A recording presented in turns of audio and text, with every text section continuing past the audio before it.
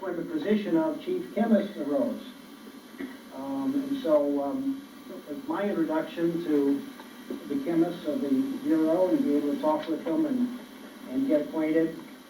And so out of that came selection for Charlie. So I claim to have put Charlie in his job, obviously consulting with Marion, but you know, I look back and you think of some of the good things you've done in your life, and really that's one of them. It was a great choice. I'm really proud of myself, Charlie. And Charlie brought to that job all the things that we ever wanted. We wanted integrity and leadership. We wanted common sense, and of course, all the qualities that you've heard of. I didn't know him well enough to know that we were also getting the goods at Charlie. Now, I must tell you that Charlie looked then about the same as he looks now. I'm concerned about him. There's something wrong with his aging genes. They don't seem to work. So it's a delight to see that neither of us has aged, Charlie. And I want to be the first to welcome you to the private sector. I got there a year ahead of you. It's okay. It's not as good as Newt Gingrich thinks it is, but it's all right.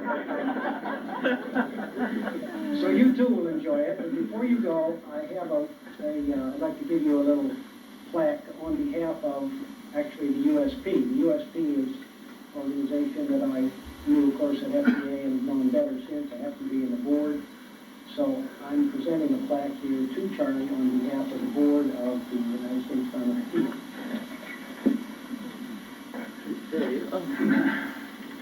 It says the United States Pharmacopeia, in recognition and appreciation of Charles S. Kunkumian, PhD, for his contributions and leadership in advancing the quality and nomenclature of drugs and protection of human health, and signed Jerome Halper, Executive Director.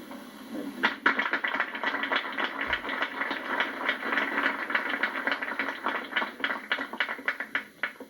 Jerry Halpern himself would have loved to have done this, but you know where he is. Foreign travel, hardship duty. Congratulations, Charlie. A lot of good luck. Stu Zimmerman, one of his original works. And see, we chemists occasionally can do something other than chemistry.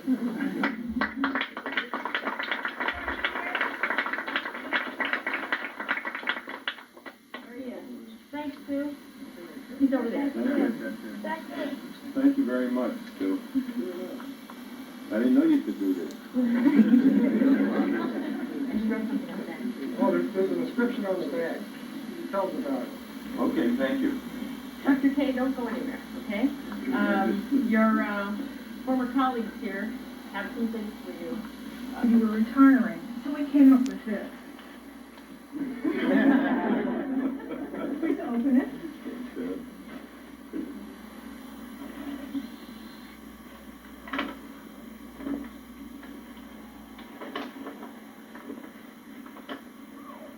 I'm retired. This is as dressed up as I get.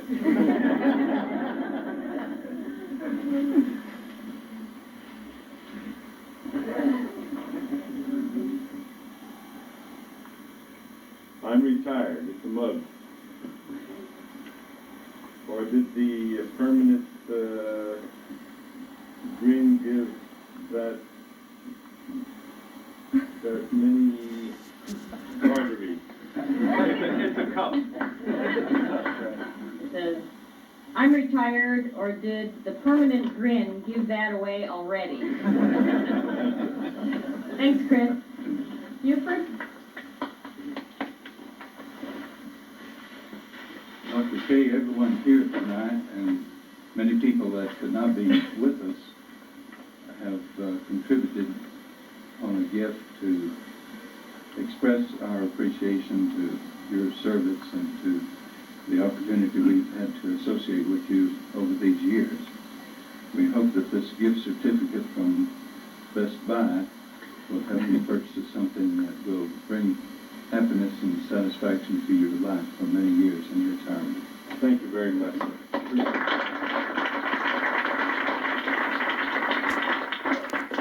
Roxanne said you're very difficult to buy for. Birthdays and Christmas are really difficult. Roberta has something. And you thought we'd forgotten, but we contacted some people and we have some memories here for Good. Thank you very much. you. I want to say,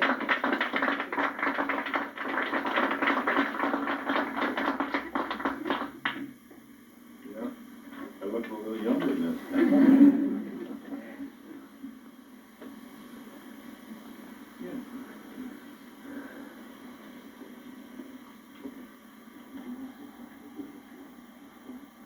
Father will speak to us.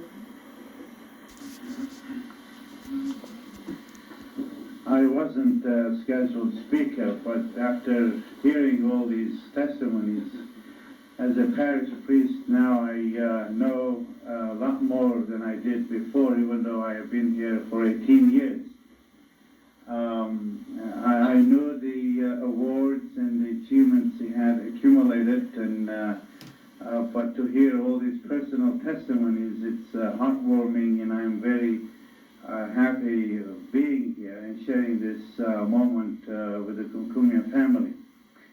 18 years ago when I came here, the Kumkumian family was the first, and I must say few of the families that they really adopted me and my family. They took us to their heart, and we have remained there, I hope, and we cherish that friendship. And Dr. Temple was correct to the point to observe that there is no mean bone in his whole being. That comes, I believe, from his deep, abiding faith. He has been and still is a teacher, not necessarily in the classroom, but he has been Sunday school teacher, superintendent, starting from way back from Philadelphia. He has been with me all along in the parish council, and the Sunday school as superintendent and the teacher, and most of all as a friend. One of the speakers, I couldn't take notes and missed the name, so you forgive me, referred to the genes. I guess they misplaced the category of the gene because at that time there was no FDA to label them. So he will take that secret with him. I take this opportunity to share with you the joy and the pride that my parish, St. Mary's Armenian Church, has in the person of Dr. K. We love him, we respect him, and we wish him long and healthy retirement. With a little bit larger piggyback that we'll go over to him. God bless you.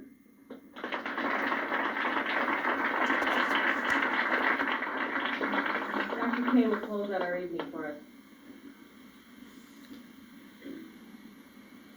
I wrote something here to read to you, and I thought I'd just do away with it. And just say a few things that come from my heart.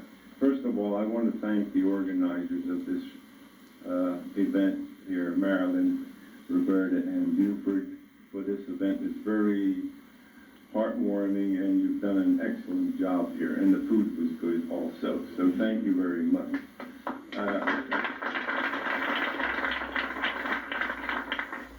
I also want to thank all of you that took time out of your busy day to come here.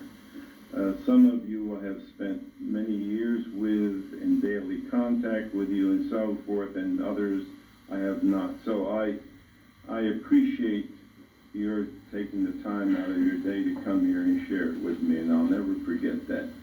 And for those of you that I worked with for many, many years at the agency, I will certainly miss that in my retirement. And I will be able to overcome that, I'm sure, thinking of the memories and the association with all of you. Now, they've said a lot of kind words about me, but I can say a lot of kind words about all of, I call them my reviewers, and that isn't right, our reviewers. All of you have been gentlemen, you've worked hard, you worked continuously, and you accomplished a lot of work.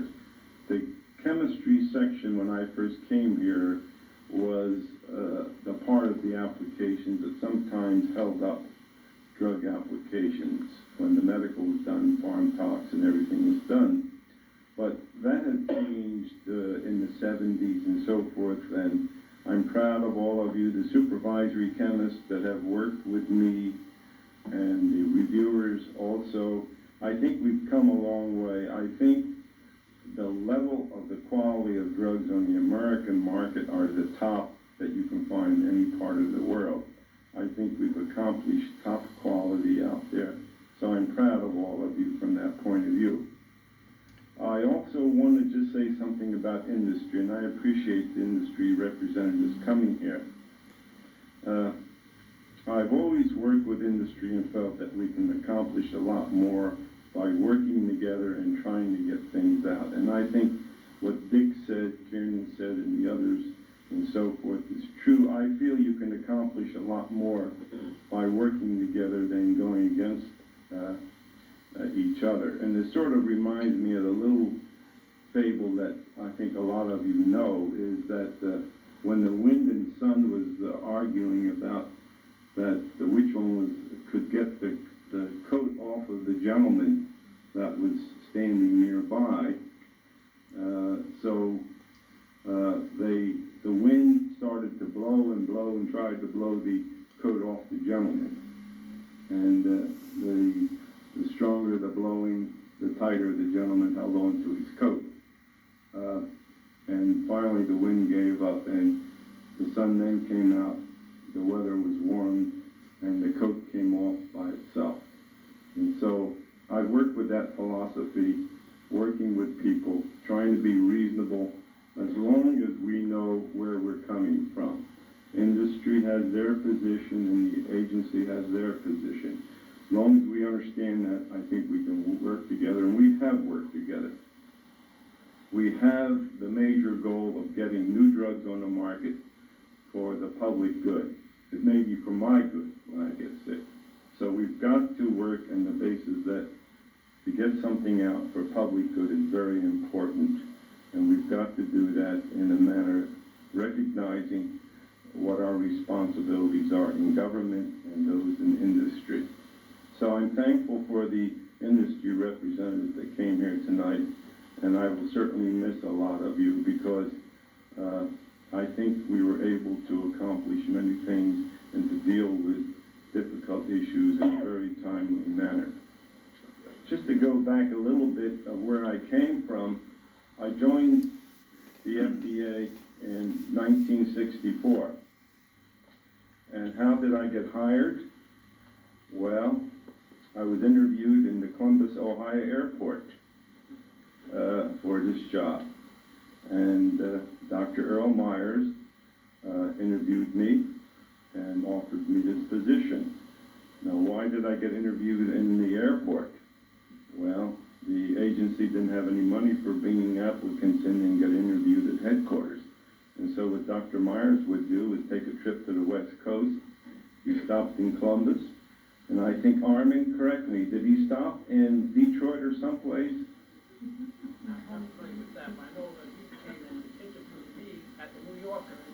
Yeah, right.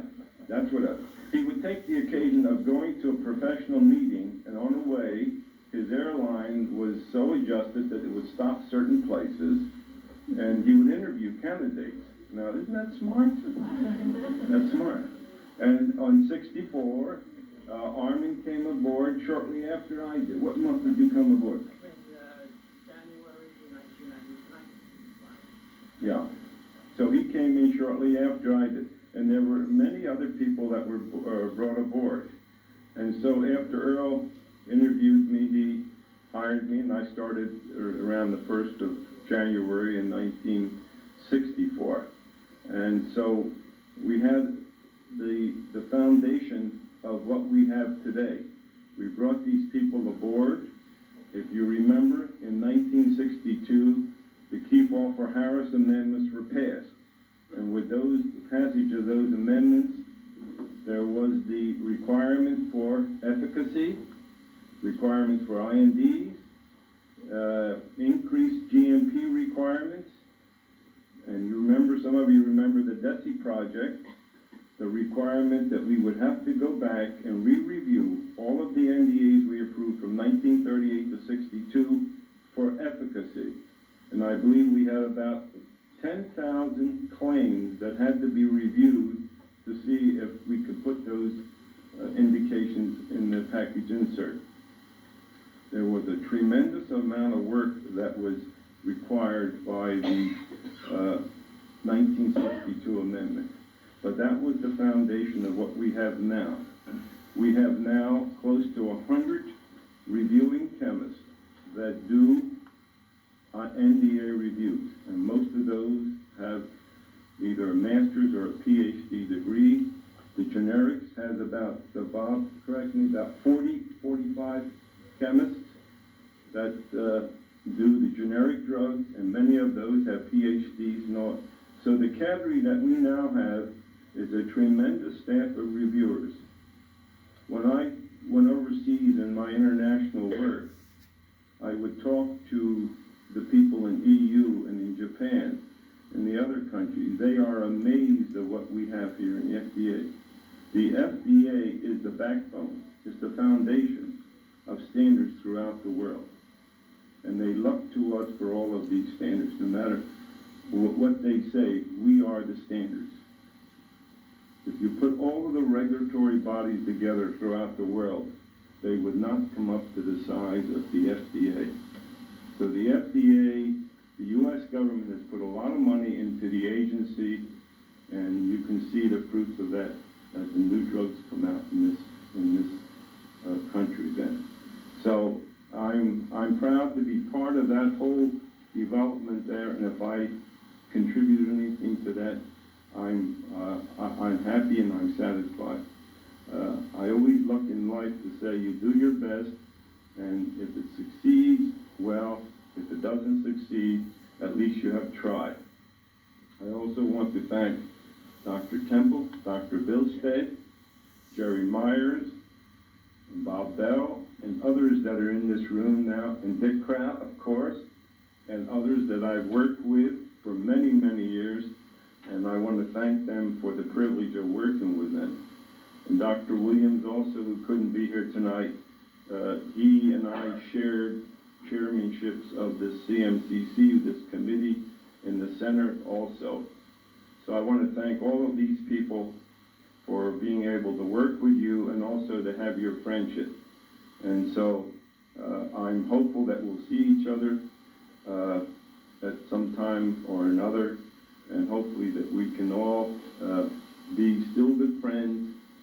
And I want to say I wish you a prosperous, happy, it's a little late in the new year, but prosperous, happy new year, a healthy new year, and good luck to all of you. Thank you very much.